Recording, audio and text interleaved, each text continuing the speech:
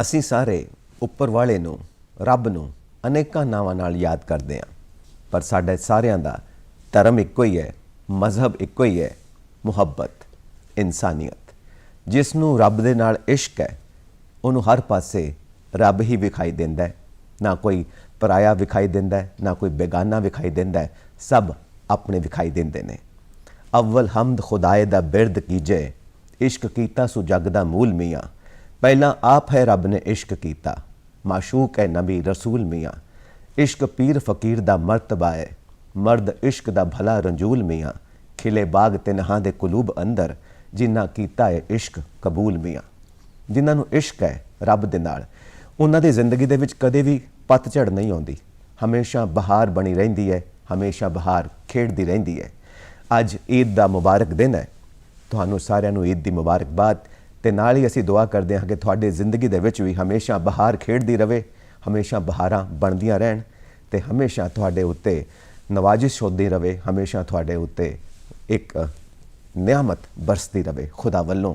इस ईद दे मुबारक मौके दे उत्ते असीं तुहानूं ये दुआ करदे हां। सो मेरे नाल मौजूद ने स्टूडियोज़ दे विच श्री अनवर अमृतसरी जी। मुहम्मद अनवर अमृतसरी एक इस्लामिक स्कॉलर ने जो सानू अज ईद उल फितर बारे जानकारी भी देंगे ते नाल ही तुहाडे लई भी दुआ करनगे।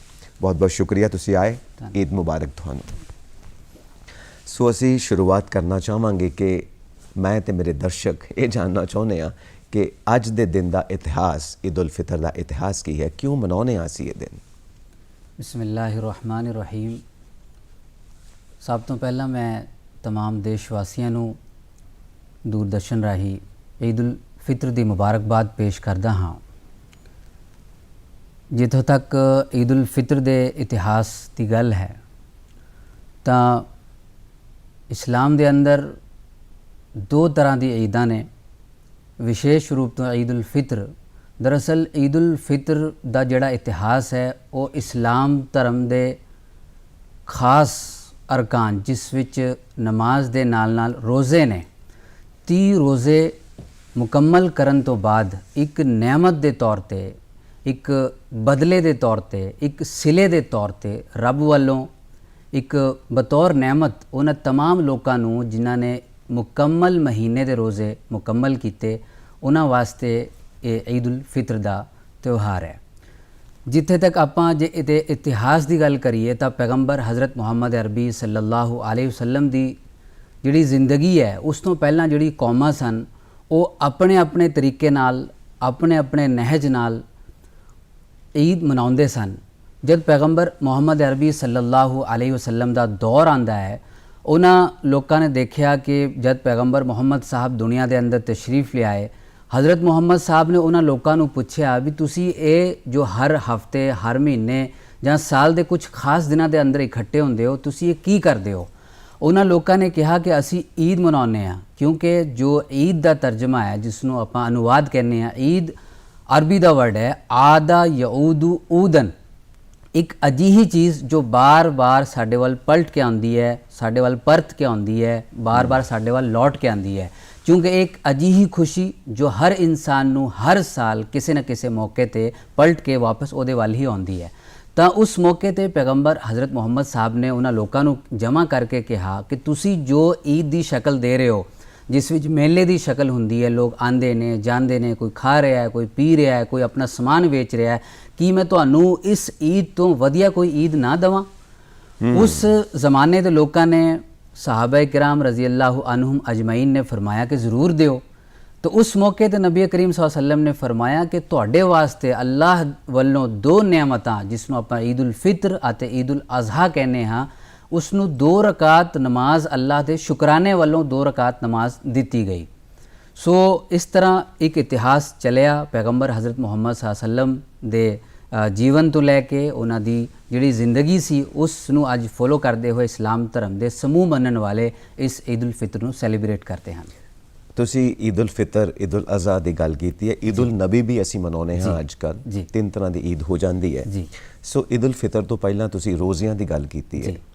रोज़े क्यों मनाए जाते हैं? रोज़ियां का सही मकसद की है, अर्थ की है, रोज़ा शब्द का अर्थ की है? जी, रोज़ा दरअसल एक ऐसा हुक्म है ਰੱਬ ਦਾ ਜਿਸ ਨੂੰ ਆਪਾਂ ਫਾਲੋ ਕਰਕੇ ਜੋ ਸਾਡੇ ਅੰਦਰ ਇੱਕ ਤਕਵਾ ਪਰਹੇਜ਼ਗਾਰੀ ਇਨਸਾਨੀਅਤ ਦੇ ਦੁਨੀਆ ਦੇ ਅੰਦਰ ਜਿਹੜਾ ਆਉਣ ਦਾ ਜਿਹੜਾ ਮਕਸਦ ਹੁੰਦਾ ਹੈ ਉਸ ਨੂੰ ਪ੍ਰੋਪਰ ਬਾਹਰ ਲਿਆਉਣ ਲਈ ਬਾਹਰ ਦੀ ਦੁਨੀਆ ਨੂੰ ਦੱਸਣ ਲਈ ਆਪਣੇ ਅੰਦਰ ਤਕਵਾ ਤੇ ਪਰਹੇਜ਼ਗਾਰੀ ਨੂੰ ਪੈਦਾ ਕਰਨ ਦਾ ਦੂਜਾ ਨਾਂ ਰੋਜ਼ਾ ਹੈ। ਕਿਉਂਕਿ ਰੋਜ਼ਾ ਜਿਹੜਾ ਰੱਖਣਾ ਉਹ ਰੱਬ ਇਹ ਨਹੀਂ ਚਾਹੁੰਦਾ ਕਿ ਮੇਰਾ ਬੰਦਾ ਸਵੇਰ ਸਰਗੀ ਵੇਲੇ ਕੁਝ ਖਾ ਕੇ ਰਾਤ ਤੱਕ ਭੁੱਖਾ ਰਵੇ। ਰੱਬ ਨੂੰ ਮੇਰੇ ਭੁੱਖੇ ਹੋਣ ਨਾਲ ਤੁਹਾਡੇ ਭੁੱਖੇ ਹੋਣ ਨਾਲ ਸਮਾਜ ਦੇ ਭੁੱਖੇ ਹੋਣ ਨਾਲ ਕੋਈ ਮਤਲਬ ਨਹੀਂ। ਮੇਰਾ ਰੱਬ ਇਹ ਚਾਹੁੰਦਾ ਹੈ ਕਿ ਜਿਸ ਤਰ੍ਹਾਂ ਮੈਂ ਆਪਣੀ ਜ਼ਿੰਦਗੀ ਦੇ ਅੰਦਰ ਰੋਜ਼ਾ ਰੱਖਦਾ, ਮੇਰਾ ਰੋਜ਼ਾ ਸਿਰਫ ਖਾਣ ਪੀਣ ਦਾ ਰੋਜ਼ਾ ਨਹੀਂ ਹੋਣਾ ਚਾਹੀਦਾ। ਜਦੋਂ ਮੈਂ ਰੋਜ਼ੇਦਾਰ ਬਣ ਗਿਆ ਮੇਰੇ ਅੱਖ ਦਾ ਵੀ ਰੋਜ਼ਾ, ਮੇਰੇ ਕੰਨ ਦਾ ਵੀ ਰੋਜ਼ਾ, ਮੇਰੇ ਮੂੰਹ ਦਾ ਵੀ ਰੋਜ਼ਾ, ਮੇਰੇ ਸਿਰ ਤੋਂ ਲੈ ਕੇ ਪੈਰ ਤੱਕ ਹਰ ਜਿਸਮ ਦੇ ਹਰ ਅੰਗ ਦਾ ਰੋਜ਼ਾ ਹੁੰਦਾ ਹੈ। ਜੇ ਮੈਂ ਆਪਣੇ ਮੂੰਹ ਦਾ ਰੋਜ਼ਾ ਰੱਖਦਾ ਮੈਂ ਕੋਈ ਕੋੜੀ ਗੱਲ ਨਹੀਂ ਕਰਾਂਗਾ, ਮੈਂ ਕੋਈ ਝੂਠ ਨਹੀਂ ਬੋਲਾਂਗਾ। ਮੇਰੇ ਕੰਨ ਦਾ ਰੋਜ਼ਾ ਮੈਨੂੰ ਇਹ ਦੱਸਦਾ ਹੈ ਕਿ ਮੈਂ ਕੋਈ ਗਲਤ ਗੱਲ ਨਾ ਸੁਣਾਂਗਾ ਨਾ ਸੁਣਾਵਾਂਗਾ। ਮੇਰੇ ਦਿਲ ਦਾ ਰੋਜ਼ਾ ਇਹ ਕਹਿੰਦਾ ਹੈ ਕਿ ਮੈਂ ਕੋਈ ਅਜਿਹੇ ਕਦਮ ਨਹੀਂ ਚੁੱਕਾਂਗਾ ਜਿਸ ਦੇ ਨਾਲ ਇਨਸਾਨੀਅਤ ਨੂੰ, ਮਾਨਵਤਾ ਨੂੰ, ਸਮਾਜ ਨੂੰ, ਦੇਸ਼ ਨੂੰ ਨੁਕਸਾਨ ਪਹੁੰਚੇ। ਇਸੇ ਤਰ੍ਹਾਂ ਪੈਰ ਦਾ ਰੋਜ਼ਾ, ਮੇਰੇ ਪੈਰ ਉਸ ਕਦਮ ਵੱਲ ਨਹੀਂ ਜਾਣਗੇ, ਉਸ ਜਗ੍ਹਾ ਵੱਲ ਨਹੀਂ ਜਾਣਗੇ ਜੋ ਮੇਰੀ ਰੱਬ ਦੇ ਰਜ਼ਾ ਦੇ ਖਿਲਾਫ ਹੈ। ਸੋ ਰੋਜ਼ੇ ਦਾ ਮਤਲਬ ਭੁੱਖਾ ਹੋਣਾ ਬਿਲਕੁਲ ਨਹੀਂ। ਰੋਜ਼ੇ ਦਾ ਮਤਲਬ ਸਿਰਫ ਇਹੀ ਹੈ ਕਿ ਜਿਸ ਤਰ੍ਹਾਂ ਮੇਰੇ ਅੰਦਰ ਤਕਵਾ ਪਰਹੇਜ਼ਗਾਰੀ ਜੋ ਮੈਂ 11 ਮਹੀਨਿਆਂ ਦੇ ਅੰਦਰ ਆਪਣੇ ਰੱਬ ਦੀ ਰਜ਼ਾ ਤੋਂ ਹਟ ਕੇ, ਉਸ ਦੀ ਇਬਾਦਤ ਤੋਂ ਹਟ ਕੇ, ਉਸ ਦੀ ਬੰਦਗੀ ਤੋਂ ਹਟ ਕੇ ਜੋ ਮੈਂ ਗੁਨਾਹ ਕੀਤੇ ਨੇ, ਜੋ ਮੈਂ ਪਾਪ ਕੀਤੇ ਨੇ, ਮੈਂ ਇਸ ਮਹੀਨੇ ਦੇ ਅੰਦਰ ਰੋਜ਼ਾ ਰੱਖ ਕੇ ਉਸ ਦੇ ਆਦੇਸ਼ ਨੂੰ ਫਾਲੋ ਕਰਦੇ ਹੋਏ ਆਪਣੀ ਜ਼ਿੰਦਗੀ ਨੂੰ ਐਸਾ ਸੰਵਾਰੂੰਗਾ ਕਿ ਮੈਂ ਸਮਾਜ ਲਈ ਇੱਕ ਨਮੂਨਾ ਬਣ ਕੇ, ਦੇਸ਼ ਲਈ ਇੱਕ ਨਮੂਨਾ ਬਣ ਕੇ ਉਹਨਾਂ ਦੇ ਸਾਹਮਣੇ ਆਵਾਂ। ਸੋ ਮੇਰੇ ਅੰਦਰ ਤਕਵਾ, ਤਹਾਰਤ, ਪਰਹੇਜ਼ਗਾਰੀ तमाम ਚੀਜ਼ਾਂ ਪੈਦਾ ਹੋਣ। ਜੀ, ਔਰ ਜਿਸ ਤਰ੍ਹਾਂ ਮੈਂ ਹਾਂ, ਮੇਰੇ ਨਾਲ ਮੇਰੇ ਹੋਰ ਵੀ ਕਈ ਐਸੇ ਮਿੱਤਰ ਨੇ ਜੋ ਇਮੋਸ਼ਨਲ ਹੋ ਜਾਂਦੇ ਨੇ, ਭਾਵੁਕ ਹੋ ਜਾਂਦੇ ਨੇ, ਕਿਉਂਕਿ ਆਪਣੇ ਭਾਰਤ ਦੀ ਵਿਲੱਖਣਤਾ ਨੂੰ ਦੇਖ ਕੇ। ਮੇਰੇ ਭਾਰਤ ਦੇ ਵਿੱਚ ਹਰ ਧਰਮ ਹੈ ਜੀ, ਅਸੀਂ ਹਰ ਧਰਮ ਦਾ ਤਿਉਹਾਰ ਮਨਾਉਂਦੇ ਹਾਂ। ਅਸੀਂ ਗੁਰਪੁਰਬ ਮਨਾਉਂਦੇ ਹਾਂ, ਅਸੀਂ ਦੀਵਾਲੀ ਮਨਾਉਂਦੇ ਹਾਂ, ਅਸੀਂ ਈਦ ਮਨਾਉਂਦੇ ਹਾਂ, ਸਭ ਮਿਲ ਜੁਲ ਕੇ ਮਨਾਉਂਦੇ ਹਾਂ। ਤੇ ਇਹ ਚੀਜ਼ਾਂ ਮੈਨੂੰ ਭਾਵਨਾਵਾਂ ਵੱਲ ਲੈ ਜਾਂਦੀਆਂ ਨੇ। ਕਈ ਵਾਰ ਮੇਰੀ ਜ਼ੁਬਾਨ, ਮੇਰੇ ਸ਼ਬਦ ਮੇਰਾ ਸਾਥ ਨਹੀਂ ਦਿੰਦੇ ਤਾਂ ਕਈ ਵਾਰ ਲੱਗਦਾ ਕਿ ਸ਼ਾਇਦ ਮੈਂ ਪ੍ਰੋਫੈਸ਼ਨਲ ਨਹੀਂ ਰਿਹਾ, ਮੈਂ ਕਨਫਿਊਜ਼ ਹੋ ਗਿਆ। ਕਈ ਵਾਰ ਇਹ ਲੱਗਦਾ ਪ੍ਰੋਗਰਾਮ ਕਰਦੇ ਹੋਏ, ਪਰ ਨਹੀਂ, ਸੱਚ ਇਹ ਨਹੀਂ ਹੈ। ਮੈਂ ਪ੍ਰੋਫੈਸ਼ਨਲ ਵੀ ਹਾਂ, ਮੈਂ ਕਨਫਿਊਜ਼ ਨਹੀਂ ਹਾਂ, ਪਰ ਭਾਵਨਾਵਾਂ ਆ ਜਾਂਦੀਆਂ ਨੇ। ਹਰ ਇੱਕ ਇਨਸਾਨ ਨਾਲ ਇਹ ਹੁੰਦਾ ਹੈ।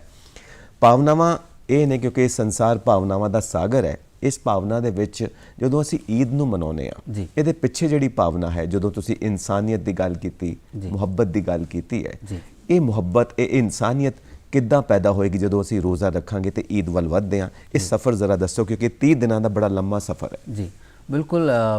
ਇਨਸਾਨੀਅਤ ਦੀ ਗੱਲ ਇਸ ਤਰ੍ਹਾਂ ਹੈ ਕਿ ਜੋ ਰੋਜ਼ੇ ਦਾ ਦੂਜਾ ਮਕਸਦ, ਜਿੱਦਾਂ ਕਿ ਮੈਂ ਪਹਿਲਾਂ ਦੱਸਿਆ ਵੀ ਭੁੱਖਾ ਰੱਖਣਾ ਰੱਬ ਨੂੰ ਮਕਸਦ ਨਹੀਂ। ਦੂਜਾ ਮਕਸਦ ਇਹ ਹੈ ਕਿ ਜਿਸ ਤਰ੍ਹਾਂ ਆਪਾਂ ਈਦ ਨੂੰ ਸੈਲੀਬ੍ਰੇਟ ਕਰ ਰਹੇ ਹਾਂ ਅੱਜ ਦੇ ਵਿਸ਼ੇਸ਼ ਦਿਨ ਤੇ, ਇੱਕ ਸਾਡੇ ਰੱਬ ਦਾ ਹੁਕਮ ਹੈ ਕਿ ਤੁਸੀਂ ਜਦ ਈਦ ਦੀ ਨਮਾਜ਼ ਅਦਾ ਕਰਨ ਜਾ ਰਹੇ ਹੋ ਉਸ ਤੋਂ ਪਹਿਲਾਂ ਸਦਕਾ ਫਿਤਰ ਅਦਾ ਕਰੋ। ਸਦਕਾ ਫਿਤਰ ਇੱਕ ਖਾਸ ਰਕਮ ਹੁੰਦੀ ਹੈ ਜੋ ਅਨਾਜ ਦੇ ਹਿਸਾਬ ਨਾਲ ਇੱਕ ਪਰਸਨ ਉੱਤੇ, ਫੋਰ ਐਗਜ਼ਾਮਪਲ 70 ਰੁਪਏ ਇੱਕ ਪਰਸਨ ਨੂੰ ਦੇਣਾ ਹੁੰਦਾ। ਘਰ 'ਚ 4 ਜੀ ਨੇ ਤਾਂ ਉਹਨਾਂ 4 ਜੀਆਂ ਦੇ 70 ਜੋੜ ਕੇ ਤੁਸੀਂ ਕਿਹਨੂੰ ਦਿਓਗੇ? ਉਸ ਜ਼ਰੂਰਤਮੰਦ ਨੂੰ ਨਮਾਜ਼ ਅਦਾ ਕਰਨ ਤੋਂ ਪਹਿਲਾਂ ਜੋ ਤੁਹਾਡਾ ਗੁਆਂਢੀ ਹੈ, ਭਾਵੇਂ ਤੁਹਾਡਾ ਖਾਸ ਰਿਸ਼ਤੇਦਾਰ ਹੈ, ਆਮ ਰਿਸ਼ਤੇਦਾਰ ਹੈ, ਉਸ ਤੋਂ ਬਾਅਦ ਤੁਸੀਂ ਮਹੱਲੇ 'ਚ ਇਹ ਪਤਾ ਕਰੋਗੇ ਕਿ ਸਭ ਤੋਂ ਜ਼ਿਆਦਾ ਜ਼ਰੂਰਤਮੰਦ ਕੌਣ ਹੈ ਜੀ। ਕਿਉਂਕਿ ਈਦ ਦਾ ਜਿਹੜਾ ਮਕਸਦ ਹੈ ਨਾ, ਉਹ ਹਮਦਰਦੀ ਦੇ ਨਾਲ ਗਮਗੁਸਾਰੀ, ਇਨਸਾਨੀਅਤ ਦੇ ਜਜ਼ਬੇ ਨੂੰ ਬਰਕਰਾਰ ਰੱਖਦੇ ਹੋਏ ਮੁਸਾਵਾਤ, ਇਟ ਮੀਨਸ ਇਕੁਅਲਿਟੀ, ਬਰਾਬਰੀ ਦਾ ਜਿਹੜਾ ਸਬਕ ਹੈ ਨਾ, ਜੋ ਉਹਦਾ ਦਰਸ ਹੈ, ਉਹ ਬਹੁਤ ਵਿਸ਼ੇਸ਼ ਹੈ। ਕਿਉਂਕਿ ਜਦ ਆਪਾਂ ਈਦ ਦੀ ਨਮਾਜ਼ ਅਦਾ ਕਰਨ ਜਾ ਰਹੇ ਹਾਂ ਤੇ ਸਾਨੂੰ ਇਹ ਲੱਗਦਾ ਹੈ ਕਿ ਮੈਂ ਬਿਲਕੁਲ ਤਿਆਰ ਸ਼ਿਆਰ ਹੋ ਕੇ ਅੱਜ ਰੱਬ ਦੀ ਰਜ਼ਾ ਨਾਲ 2 ਰਕਾਤ ਨਮਾਜ਼ ਅਦਾ ਕਰਨ ਜਾ ਰਹੇ ਹਾਂ। ਪਰ ਕੁਝ ਅਜਿਹੇ ਲੋਕ ਵੀ ਹਨ ਜਿਨ੍ਹਾਂ ਨੂੰ ਵਧੀਆ ਕੱਪੜਾ ਮੈਸਰ ਨਹੀਂ, ਨਵਾਂ ਕੱਪੜਾ ਮੈਸਰ ਨਹੀਂ, ਈਦ ਦੀ ਜਿਹੜੀ ਸ਼ੀਰਨੀ ਹੈ, ਮਿਠਾਸ ਹੈ, ਉਹ ਖਾਣ ਨੂੰ ਮੈਸਰ ਨਹੀਂ। ਉਹਨਾਂ ਲੋਕਾਂ ਦਾ ਕੌਣ ਖਿਆਲ ਰੱਖੇਗਾ? ਸੋ ਮੇਰੇ ਰੱਬ ਨੇ ਕਿਹਾ ਕਿ ਈਦ ਦੀ ਨਮਾਜ਼ ਤੋਂ ਪਹਿਲਾਂ ਸਦਕਾ ਫਿਤਰ ਅਦਾ ਕਰੋ ਤਾਂ ਜੋ ਤੁਹਾਡੀ ਖੁਸ਼ੀ 'ਚ ਉਹ ਲੋਕ ਵੀ ਸ਼ਾਮਲ ਹੋਣ ਜੋ ਇਸ ਚੀਜ਼ ਤੋਂ ਵਾਂਝੇ ਨੇ, ਜੋ ਮਹਿਰੂਮ ਨੇ, ਤਾਂ ਕਿ ਖੁਦਾ ਤਰਸੀ ਦੇ ਨਾਲ ਤੁਹਾਡੇ ਅੰਦਰ ਹਮਦਰਦੀ ਦਾ ਜਜ਼ਬਾ ਪੈਦਾ ਹੋਵੇ, ਲੋਕਾਂ ਦੇ ਪ੍ਰਤੀ ਮੁਹੱਬਤ ਦਾ ਜਜ਼ਬਾ ਪੈਦਾ ਹੋਵੇ, ਲੋਕਾਂ ਦੇ ਪ੍ਰਤੀ ਬਰਾਬਰੀ ਦਾ ਦਰਜਾ ਪੈਦਾ ਹੋਵੇ। ਬਜਾਏ ਰੱਬ ਦੀ ਰਜ਼ਾ ਇਸ ਚੀਜ਼ ਦੇ ਅੰਦਰ ਹੈ ਕਿ ਤੁਸੀਂ ਦੁਨੀਆ ਦੇ ਲੋਕਾਂ ਨੂੰ, ਮਾਨਵਤਾ ਨੂੰ, ਇਨਸਾਨੀਅਤ ਨੂੰ ਨਾਲ ਲੈ ਕੇ ਚੱਲ ਰਹੇ ਹੋ, ਤਾਂ ਮੇਰਾ ਰੱਬ ਵੀ ਰਾਜ਼ੀ ਹੈ। ਬਿਲਕੁਲ, ਬੜਾ ਖੂਬਸੂਰਤ ਤੁਸੀਂ ਜਵਾਬ ਦਿੱਤਾ ਹੈ। ਕਿਉਂਕਿ ਸਾਡੇ ਸੰਸਾਰ ਦੇ ਵਿੱਚ ਜੋ ਭਾਰਤ ਇੱਕ ਐਸਾ ਦੇਸ਼ ਹੈ ਜਿਸਦੇ ਵਿੱਚ ਅਨੇਕਾਂ ਧਰਮ ਨੇ ਔਰ ਸਾਰੇ ਧਰਮਾਂ ਦੇ ਜੋ ਪਵਿੱਤਰ ਗ੍ਰੰਥ ਨੇ ਉਹ ਸਾਨੂੰ ਇੱਕੋ ਹੀ ਸਿੱਖਿਆ ਦਿੰਦੇ ਨੇ, ਅਸੀਂ ਸਾਰੇ ਬਰਾਬਰ ਹਾਂ। ਅਸੀਂ ਸਾਰੇ ਬਰਾਬਰ ਹਾਂ, ਸਭ ਨੂੰ ਮੁਹੱਬਤ ਕਰੀਏ। ਤੇ ਜਦੋਂ ਅਸੀਂ ਆਪਣੇ ਸੰਵਿਧਾਨ ਦੇ ਪ੍ਰੀਐਂਬਲ ਨੂੰ ਦੇਖਦੇ ਹਾਂ ਤਾਂ ਬਾਬਾ ਸਾਹਿਬ ਅੰਬੇਦਕਰ ਸਾਹਿਬ ਨੇ ਜੋ ਪ੍ਰੀਐਂਬਲ ਰਚਿਆ ਉਹਦੇ ਵਿੱਚ ਇਸ ਗੱਲ ਨੂੰ ਸ਼ਾਮਿਲ ਕੀਤਾ ਕਿ ਭਾਰਤ ਦੇ ਸਾਰੇ ਨਾਗਰਿਕ ਬਰਾਬਰ ਨੇ। ਬਾਬਾ ਸਾਹਿਬ ਨੇ ਇਸ ਚੀਜ਼ ਨੂੰ ਸਮਝਿਆ ਕਿ ਮੇਰਾ ਦੇਸ਼ ਧਰਮਾਂ ਦਾ ਦੇਸ਼ ਹੈ, ਵੱਖੋ-ਵੱਖ ਧਰਮਾਂ ਦਾ ਦੇਸ਼ ਹੈ, ਤਾਂ ਸਾਰੇ ਧਾਰਮਿਕ ਗ੍ਰੰਥਾਂ ਦੀ ਜੋ ਕਹਿ ਸਕਦੇ ਹਾਂ ਸਿੱਖਿਆ ਹੈ ਉਸ ਨੂੰ ਪ੍ਰੀਐਂਬਲ ਦੇ ਵਿੱਚ ਸ਼ਾਮਿਲ ਕੀਤਾ। ਸੋ ਅਸੀਂ ਅੱਗੇ ਵਧਦੇ ਹਾਂ। ਸੋ ਜਦੋਂ ਅਸੀਂ ਰੋਜ਼ਾ ਅਸੀਂ 30 ਰੋਜ਼ੇ ਰੱਖੇ ਤਾਂ ਇਹ ਬੜੇ ਸਖਤ ਨੇ ਕਿਉਂਕਿ ਸਾਰਾ ਦਿਨ ਤੁਸੀਂ ਪਾਣੀ ਵੀ ਨਹੀਂ ਪੀਣਾ। ਇਹ ਬੜਾ ਜਿਗਰੇ ਵਾਲਾ ਇਨਸਾਨ, ਬੜੀ ਹਿੰਮਤ ਵਾਲਾ ਇਨਸਾਨ ਕਰ ਸਕਦਾ, ਜਦੋਂ ਤੱਕ ਉੱਪਰ ਵਾਲੇ ਦੀ ਬਖਸ਼ਿਸ਼ ਨਾ ਹੋਵੇ ਤੁਸੀਂ ਨਹੀਂ ਕਰ ਸਕਦੇ ਹੋ। ਸੋ ਇਸ ਦੌਰਾਨ ਜਦੋਂ 30 ਦਿਨ ਦਾ ਰੋਜ਼ਾ ਰੱਖਦੇ ਨੇ ਤਾਂ ਇਹ ਸਾਰਾ ਪ੍ਰੋਸੈਸ ਕੀ ਰਹਿੰਦਾ, ਕਿੰਨੇ ਵਜੇ ਸਵੇਰੇ ਉੱਠਣਾ ਹੈ ਔਰ ਕਿੰਨੇ ਵਜੇ ਸ਼ਾਮ ਨੂੰ ਸੋਣਾ ਹੈ, ਤਾਂ ਕਿੰਨੇ ਵਜੇ ਸਵੇਰੇ ਕਿੰਨੇ ਵਜੇ ਤੱਕ ਤੁਸੀਂ ਖਾ ਪੀ ਸਕਦੇ ਹੋ ਜਿਹਨੂੰ ਤੁਸੀਂ ਸਹਿਰੀ ਕਹਿੰਦੇ ਹੋ, ਸਰਗੀ ਵੇਲਾ, ਔਰ ਸ਼ਾਮ ਨੂੰ ਜਦੋਂ ਤੁਸੀਂ ਭੋਜਨ ਕਰਨਾ ਹੈ, ਰੋਜ਼ਾ ਖੋਲ੍ਹਣਾ ਹੈ, ਥੋੜਾ ਉਹ ਵੀ ਤਫਸੀਲ 'ਚ ਦੱਸੋ। ਹਾਂ ਬਿਲਕੁਲ, ਜਿਹੜੇ 30 ਰੋਜ਼ੇ ਅੱਜ ਤਾਂ ਮਾਸ਼ਾਅੱਲਾ ਰੋਜ਼ੇ ਮੁਕੰਮਲ ਹੋਏ ਨੇ। ਜਿਹੜਾ 30 ਰੋਜ਼ਿਆਂ ਦਾ ਸਮਾਂ ਤੁਸੀਂ ਜਿਹਨੂੰ ਆਪਾਂ ਸਰਗੀ ਦਾ ਵੇਲਾ ਕਹਿੰਦੇ ਹਾਂ, ਸਹਿਰੀ ਵੀ ਕਹਿੰਦੇ ਨੇ ਕਿਉਂਕਿ ਸਹਿਰੀ ਅਰਬੀ ਦਾ ਵਰਡ ਹੋ ਗਿਆ, ਸਰਬੀ ਸਾਡੇ ਪੰਜਾਬੀਆਂ ਦੀ ਜ਼ੁਬਾਨ ਹੈ। ਤੇ ਇੱਕ ਵਿਸ਼ੇਸ਼ ਟਾਈਮ ਟੇਬਲ ਤਿਆਰ ਹੁੰਦਾ ਹੈ ਤੇ ਉਸ ਵਿਸ਼ੇਸ਼ ਟਾਈਮ ਟੇਬਲ ਦੇ ਅਨੁਸਾਰ ਇੱਕ ਪੂਰੇ 30 ਦਿਨਾਂ ਦਾ ਇੱਕ ਚਾਰਟ ਹੁੰਦਾ ਹੈ। ਉਸ 30 ਦਿਨਾਂ ਦੇ ਚਾਰਟ ਦੇ ਮੁਕਾਬਲੇ 'ਚ ਜਿਵੇਂ ਆਪਾਂ ਲਾਸਟ ਟਾਈਮ ਜਿਹੜਾ ਸੀਗਾ ਸਾਡਾ 4:15 ਤੋਂ ਪਹਿਲਾਂ ਆਪਾਂ ਕੁਛ ਨਾ ਕੁਛ ਖਾਣਾ ਹੁੰਦਾ ਹੈ। ਖਾਣ ਦਾ ਮਕਸਦ ਇਹ ਨਹੀਂ ਕਿ ਤੁਸੀਂ ਇੰਨਾ ਰੱਜ ਕੇ ਖਾ ਲਓ ਵੀ ਪੂਰੇ ਦਿਨ ਤੁਸੀਂ ਫਿਰ ਨੀਂਦ ਦੀ ਆਗੋਸ਼ 'ਚ ਚਲੇ ਜਾਓ, ਇੰਨਾ ਨਹੀਂ, ਸਿਰਫ ਇੰਨਾ ਜਿਸ ਦੇ ਨਾਲ ਤੁਹਾਡਾ ਜਿਸਮ ਚੱਲ ਸਕੇ। ਕਿਉਂਕਿ ਜਦ ਅਸੀਂ ਕੁਛ ਭੁੱਖ ਦੇ ਨਾਲ ਚਲਾਂਗੇ ਤੁਰਾਂਗੇ ਤਾਂ ਸਾਨੂੰ ਮੇਰਾ ਰੱਬ ਯਾਦ ਆਏਗਾ।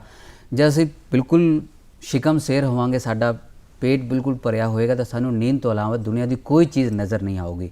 ਸੋ ਇਸੇ ਤਰ੍ਹਾਂ ਇੱਕ ਸਮਾਂ ਸਾਡੇ ਜਿਹੜੇ ਇਸਲਾਮਿਕ ਰੂਲਸ ਨੇ ਉਹਨਾਂ ਦੇ ਹਿਸਾਬ ਨਾਲ ਇੱਕ ਸਮਾਂ ਬੱਝਿਆ ਹੁੰਦਾ ਹੈ, ਸਹਿਰੀ ਦਾ ਵੀ ਤੇ ਇਫਤਾਰ ਦਾ ਵੀ। ਬਿਲਕੁਲ, ਇਫਤਾਰ ਕਿਉਂਕਿ ਸੂਰਜ ਛੁਪਣ ਦੇ ਤਕਰੀਬਨ ਕੁਝ ਹੀ ਮਿੰਟਾਂ ਬਾਅਦ ਅਸੀਂ ਇਫਤਾਰ ਕਰ ਲੈਂਦੇ ਹਾਂ। ਇਫਤਾਰ ਵਿੱਚ ਵਿਸ਼ੇਸ਼ ਰੂਪ ਤੇ ਖਜੂਰ ਦੀ ਬੜੀ ਅਹਿਮੀਅਤ ਹੈ ਕਿਉਂਕਿ ਪਿਆਰੇ ਨਬੀ ਹਜ਼ਰਤ ਮੁਹੰਮਦ ਸਾਹਿਬ ਦੀ ਜਿਹੜੀ ਜੀਵਨੀ ਹੈ, ਕਿਉਂਕਿ ਉਸ ਸਮੇਂ ਇੰਨੀ ਫਰਾਵਾਨੀ ਨਹੀਂ ਸੀ ਕਿ तमाम ਦੁਨੀਆ ਦੇ ਫਰੂਟਸ ਹੋਣ, ਇਹ ਹੋਣ, ਉਹ ਹੋਣ, ਇਸ ਤਰ੍ਹਾਂ ਦੀ ਕੋਈ ਚੀਜ਼ ਨਹੀਂ ਸੀ।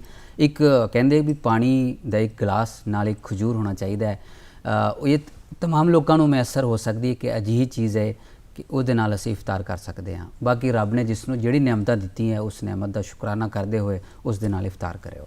ਤੇ ਇਸ ਦੌਰਾਨ ਕੁਰਾਨ ਦਾ ਪਾਠ ਕਰਨਾ, ਕੁਰਾਨ ਪੜ੍ਹਨਾ, ਸੁਣਨਾ, ਸੁਣਾਉਣਾ, ਉਹ ਕਿਸ ਤਰ੍ਹਾਂ ਚੱਲਦਾ? ਹਾਂ ਬਿਲਕੁਲ, ਕਿਉਂਕਿ ਜੇ ਰੱਬ ਨੂੰ ਅਸੀਂ ਰਾਜ਼ੀ ਕਰਨ ਦਾ ਫੈਸਲਾ ਕਰ ਹੀ ਲਿਆ ਹੈ ਉਸ 30 ਦਿਨਾਂ ਦੇ ਅੰਦਰ, ਤੇ ਸਾਨੂੰ ਇਹ ਹੁਕਮ ਹੈ, तमाम ਇਸਲਾਮ ਦੇ ਮੰਨਣ ਵਾਲਿਆਂ ਨੂੰ ਇਹ ਹੁਕਮ ਹੈ ਕਿ ਰੱਬ ਚੂੰਕਿ ਆਪਣੀ ਜਿਹੜੀ ਉਹਦੀ ਆਪਣੀ ਬਾਣੀ ਹੈ ਜਿਸ ਨੂੰ ਆਪਾਂ ਕਲਾਮ ਪਾਕ ਕਹਿੰਦੇ ਹਾਂ, ਕੁਰਾਨ ਮਜੀਦ ਕਹਿੰਦੇ ਹਾਂ, ਜ਼ਾਹਿਰ ਹੈ ਜਦੋਂ ਆਪਾਂ ਕੁਰਾਨ ਪਾਕ ਪੜ੍ਹਦੇ ਹਾਂ, ਉਹਦੀ ਤਿਲਾਵਤ ਕਰਦੇ ਹਾਂ, ਸੋ ਇਸ ਤਰ੍ਹਾਂ ਸਮਝੋ ਅਸੀਂ ਰੱਬ ਨਾਲ ਗੱਲ ਕਰ ਰਹੇ ਹੁੰਦੇ ਹਾਂ। ਕਿਉਂਕਿ ਪੜ੍ਹਨਾ ਕਾਫੀ ਨਹੀਂ ਹੈ, ਪੜ੍ਹਨ ਦੇ ਨਾਲ ਨਾਲ ਉਹਦਾ ਅਨੁਵਾਦ ਸਾਨੂੰ ਆਉਣਾ ਚਾਹੀਦਾ ਹੈ, ਐਕਸਪਲੇਨ ਆਉਣੀ ਚਾਹੀਦੀ ਹੈ, ਐਕਸਟਰਨਲ ਆਉਣੀ ਚਾਹੀਦੀ ਹੈ। ਜਦ ਅਸੀਂ ਭਾਵੇਂ ਕੁਰਾਨ ਪਾਕ ਹੋਵੇ, ਗੁਰੂ ਗ੍ਰੰਥ ਸਾਹਿਬ ਹੋਵੇ, ਬਾਈਬਲ ਹੋਵੇ, ਰਿਗਵੇਦ ਹੋਵੇ ਜਾਂ ਜੋ ਵੀ ਧਾਰਮਿਕ ਗ੍ਰੰਥ ਨੇ, ਜਦੋਂ ਅਸੀਂ ਉਹਦਾ ਪਾਠ ਕਰਦੇ ਹਾਂ ਨਾ, ਫਿਰ ਮਨ ਐਂ ਲੱਗਦਾ ਜਿਵੇਂ ਅਸੀਂ ਇੱਕ ਦੂਜੀ ਰੂਹਾਨੀ ਦੁਨੀਆ 'ਚ ਚਲੇ ਗਏ ਹਾਂ। ਉਸ ਰੂਹਾਨੀ ਦੁਨੀਆ 'ਚ ਜਾਣ ਦਾ ਫਾਇਦਾ ਇਹ ਹੁੰਦਾ ਹੈ ਕਿ ਅਸੀਂ ਅੰਦਰੋਂ ਪਾਕ ਹੁੰਦੇ ਹਾਂ, ਸਾਡਾ ਜ਼ਹਿਨ ਪਾਕ ਹੁੰਦਾ ਹੈ, ਸਾਫ਼ ਹੁੰਦਾ ਹੈ, ਅਸੀਂ ਆਪਣੇ ਰੱਬ ਦੇ ਨਾਲ ਜੁੜੇ ਹੁੰਦੇ ਹਾਂ। ਰੱਬ ਦੇ ਜੋ ਇਨਸਾਨ ਉਹਦੇ ਨਾਲ ਜੁੜ ਗਿਆ ਉਹਦੀ ਜ਼ਿੰਦਗੀ ਸਫਲ ਹੈ, ਔਰ ਹਰ ਇਨਸਾਨ ਨੂੰ ਜੋ ਕਾਮਯਾਬ ਹੈ ਉਹ ਸਫਲ ਜ਼ਿੰਦਗੀ ਦੀ ਖਾਹਿਸ਼ ਰੱਖਦਾ ਹੈ।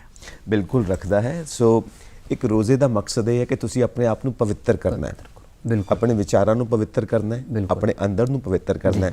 ਇੱਕ ਇਹਦਾ ਇਹ ਐਸਪੈਕਟ ਵੀ ਹੈ ਕਿ ਤੁਸੀਂ ਫਿਜ਼ੀਕਲੀ ਵੀ ਫਿੱਟ ਹੋ ਜਾਂਦੇ ਹੋ। ਜਦੋਂ ਤੁਸੀਂ 30 ਦਿਨ ਰੋਜ਼ਾ ਰੱਖਦੇ ਹੋ ਤਾਂ ਤੁਹਾਡਾ ਸਾਰਾ ਸਿਸਟਮ ਜੋ ਹੈ ਜਿਸਮ ਦਾ, ਅੰਦਰ ਦਾ, ਉਹ ਵੀ ਸਾਫ਼ ਸੁਥਰਾ ਹੋ ਜਾਂਦਾ, ਬਿਲਕੁਲ ਫਿਟਨੈਸ ਹੋ ਜਾਂਦੀ ਹੈ। ਮੈਂ ਠੀਕ ਕਹਿ ਰਿਹਾ? ਬਿਲਕੁਲ ਬਿਲਕੁਲ, ਸਾਇੰਸ ਵੀ ਇਹੀ ਕਹਿੰਦਾ ਹੈ। ਸਾਇੰਸ ਅੱਜ ਇਸ ਨਤੀਜੇ 'ਚ ਪਹੁੰਚੀ ਹੈ ਕਿ ਭਾਵੇਂ ਵਰਤ ਕਿਸੇ ਵੀ ਧਰਮ ਦਾ ਹੋਵੇ, ਤੁਸੀਂ ਦੇਖਿਆ ਹੁਣ ਹੋਰ ਵੀ ਧਰਮਾਂ 'ਚ ਲੋਕ ਵਰਤ ਰੱਖਦੇ ਨੇ, ਉਹ ਸਿਰਫ ਦਿਮਾਗ ਤੋਂ ਲੈ ਕੇ ਪੈਰ ਤੱਕ ਦੀ ਜਿਹੜੀ ਨਸਾਂ ਉਸ ਦੌਰਾਨ ਕੰਮ ਕਰਦੀਆਂ ਨੇ ਬਹੁਤ ਹੀ ਵਧੀਆ ਤਰੀਕੇ ਨਾਲ। ਸਾਇੰਸ ਨੇ ਇਸ ਗੱਲ ਨੂੰ ਤਸਦੀਕ ਕੀਤਾ ਹੈ ਕਿ ਹਾਂ ਬਿਲਕੁਲ ਵਾਕਈ ਇਹ ਚੀਜ਼ ਤੇ ਸਾਨੂੰ 1 ਮਹੀਨੇ ਵਾਸਤੇ ਨਹੀਂ, ਇਹ ਤਾਂ ਮਹੀਨਾ ਸਾਡੇ ਵਾਸਤੇ ਇੱਕ ਪ੍ਰੈਕਟੀਕਲ ਹੈ ਜੀ, ਪ੍ਰੈਕਟੀਕਲ ਲਾਈਫ ਪੂਰੇ 12 ਮਹੀਨੇ ਦੀ। ਜੋ ਵੀ ਤੁਸੀਂ ਦੇਖੋਗੇ ਸਾਧੂ ਸੰਤ ਪੀਰ ਫਕੀਰ ਜਾਂ ਵੱਡੇ ਵਲੀ ਕਾਮਲ ਹੋਏ ਨੇ, ਉਹ ਇੱਦਾਂ ਕਰਦੇ ਕਿ ਉਹਨਾਂ ਨੇ ਇੱਕ ਰੂਟੀਨ ਆਪਣੀ ਜ਼ਿੰਦਗੀ ਦਾ ਬਣਾਇਆ ਹੋਇਆ ਕਿ ਕੁਝ ਦਿਨ ਅਸੀਂ ਰੋਜ਼ੇ ਦੇ ਨਾਲ ਰਹਾਂਗੇ, ਕਿਸੇ ਵੀ ਸ਼ਕਲ 'ਚ ਤੇ ਕੁਛ ਦਿਨਾਂ ਨਾਲ ਅਸੀਂ ਖਾਣ ਪਾਣ ਕਰਾਂਗੇ।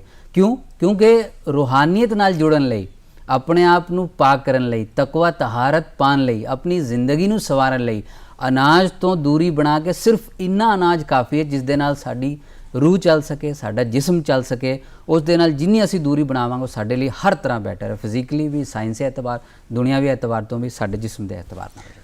ਕੁਝ ਲੋਕ ਨੇ ਜੋ ਰੋਜ਼ਾ ਨਹੀਂ ਰੱਖ ਸਕਦੇ, ਜੀ। ਉਹਨਾਂ ਨੂੰ ਛੋਟ ਵੀ ਮਿਲਦੀ ਹੈ ਕਿ ਤੁਸੀਂ ਜੇ ਨਹੀਂ ਰੱਖ ਸਕਦੇ ਤਾਂ ਨਾ ਰੱਖੋ। ਉਹਨਾਂ ਬਾਰੇ ਥੋੜਾ ਦੱਸ ਦਿਓ ਕਿ ਕਈ ਬਜ਼ੁਰਗ ਨੇ, ਜੀ। ਬੱਚੇ ਨੇ, ਕੁਝ ਬਿਮਾਰ ਲੋਕ ਨੇ। ਜੀ हाँ बिल्कुल, इस्लाम धर्म चूँकि जबर का ना नहीं, जुल्म जबर बिल्कुल इस्लाम च नहीं।